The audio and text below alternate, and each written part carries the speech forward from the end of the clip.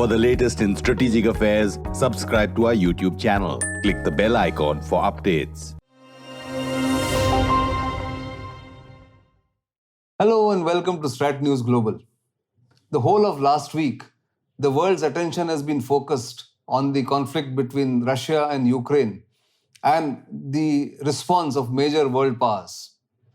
But why has Russia taken this drastic step of trying to invade Ukraine? What does it want to achieve?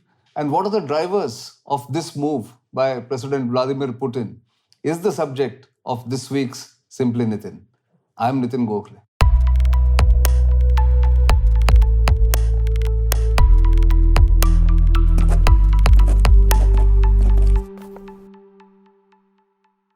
So how should one look at the Russian move to try and invade Ukraine? Is it because Russia was pushed to the wall by NATO and the Americans? Or is it because Vladimir Putin wanted to show to the world that Russia is still a power to reckon with? It's perhaps a combination of both.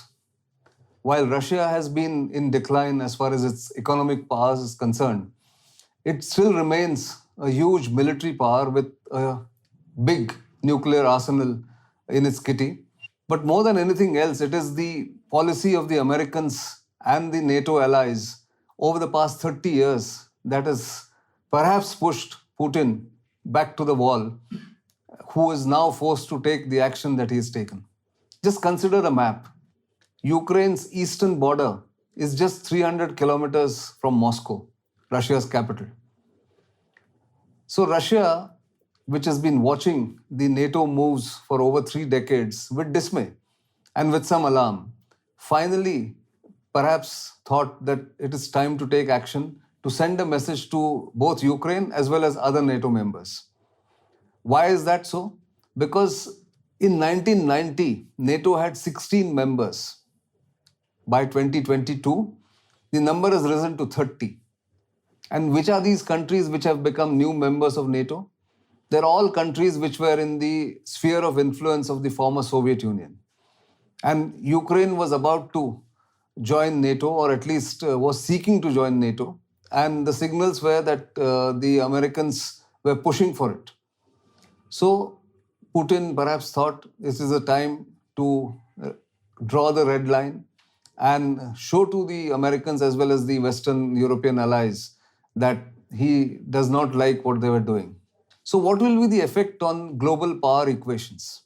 To begin with, this is a seminal moment after World War II.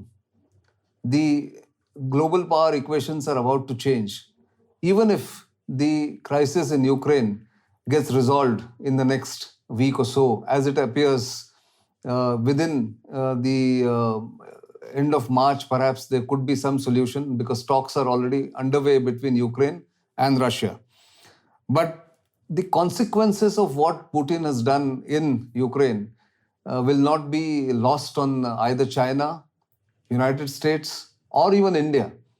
All will be watching the outcome of the current crisis for various reasons and different reasons.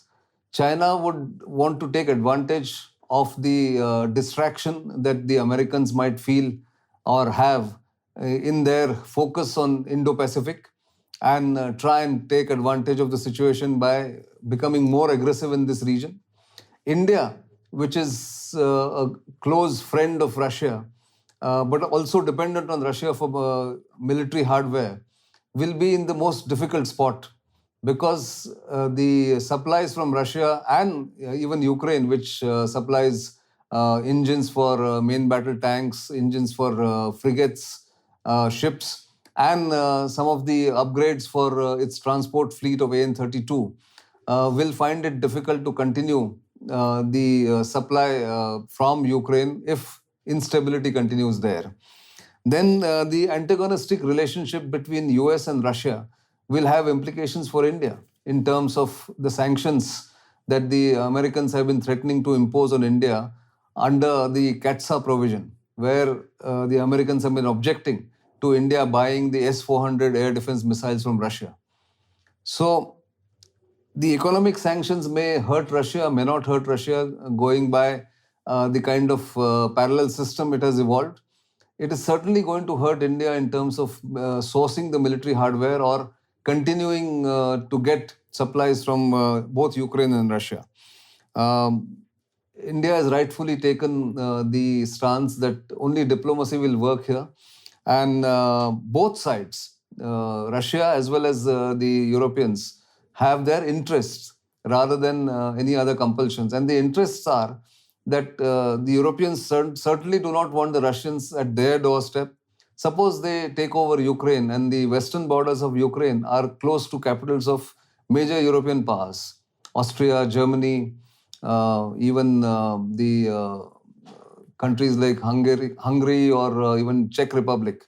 They would all feel threatened if Russia was to occupy Ukraine.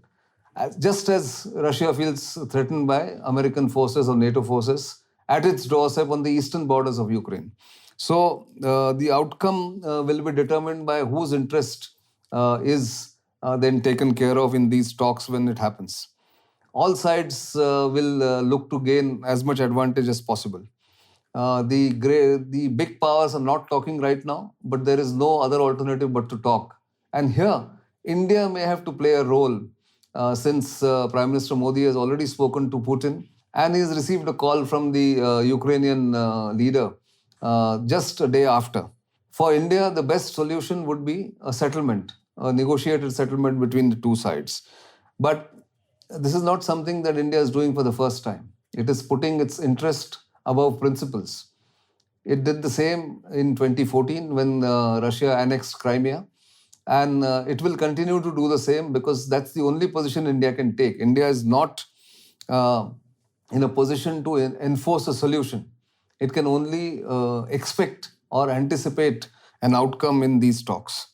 Right now, condemning one side or the other does not serve India's purpose, and therefore anybody who expects India to condemn or take a position at the UN Security Council is actually not realistic about geopolitics and international relations. So, has Putin overreached himself in doing what he has done in Ukraine? Perhaps yes, because the Americans will like nothing better than getting the Russian forces bogged down in Ukraine to create an Afghanistan in Europe, as the Americans were bogged down for 20 years or more in Afghanistan. But will Russia have the staying power? We do not know. One thing is, of course, certain, that NATO has been revived.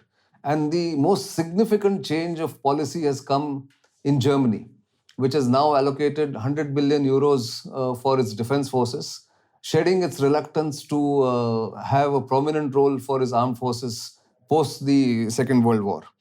Russia, on the other hand, may not get hurt financially because its reserves, foreign exchange reserves of $650 or $630 billion is huge.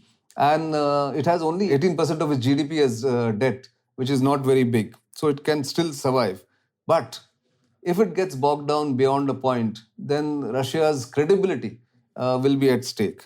So at the moment, at least in the beginning, the Russians have not been performing as well as they were expected to, the armed forces of Russia. So we'll have to wait and watch to determine the final outcome of what happens in Europe. But it has major implications for global powers, as I said at the beginning. There are other implications in terms of commodity markets, if not in terms of crude oil supplies to the world. Just one small thought, if it is not well known.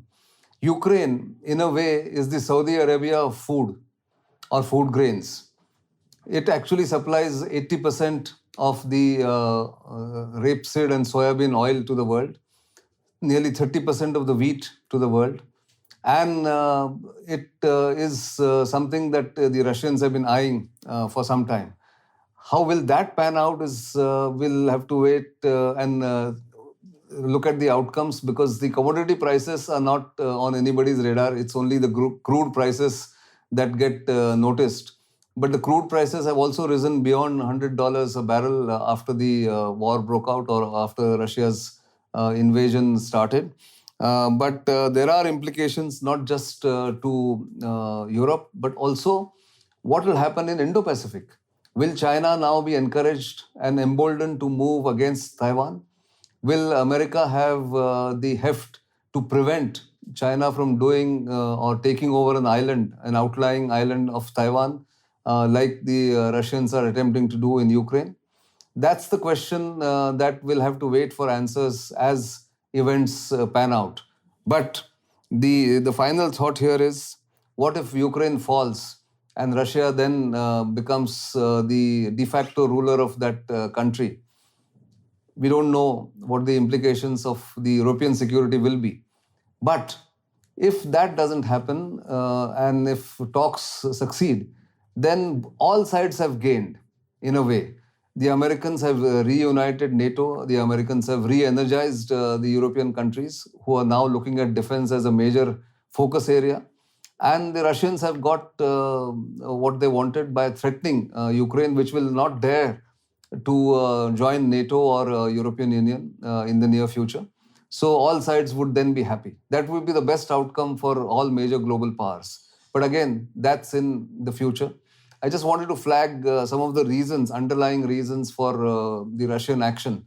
And that's something that needed to be taken note of, that it was Russia's inherent insecurity post its breakup in 1989 that is driving the current operations or current strategy that Putin has adopted.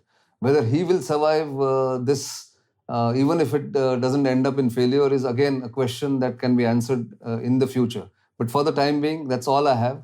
Do keep watching StratNews Global and Simply Nitin. And of course, keep sending us feedback. Your comments are always welcome. And you know where to reach us on our social media handles. We are almost there at the 100,000 figure on the YouTube channel of StratNews Global. Help us cross the line sooner than later. And we'll be happy to continue with these programs that we've been doing for over 2 years now. For the time being, it's goodbye.